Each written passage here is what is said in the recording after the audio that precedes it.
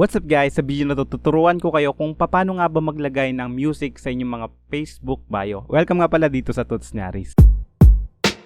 Pero bago tayo magsimula, kung di ka pa nakasubscribe sa aking YouTube channel, mag-subscribe ka na, hit mo na rin yung ating notification bell button para updated ka kung maglalabas tayo ng mga panibagong video. Pasupport na rin ng aking YouTube channel sa pamamagitan ng pag-like ng video na pag-share na rin. Alright, so punta lang tayo sa ating Facebook and then punta tayo sa ating profile, ayan. And then unang-unang gagawin natin is scroll down lamang po tayo dito.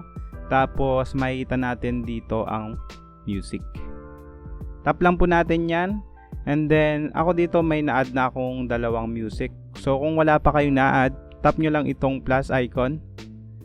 Yan. And then po pwede kayong pumili ng music dito. Yan, maraming pwedeng pagpilian. And then pagkatapos yung makapili, for example, pipiliin ko to.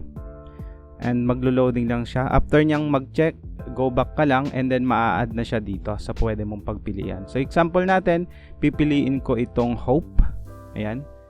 Ang gagawin ko, tap ko lang yung 3 dot tapos pin to profile.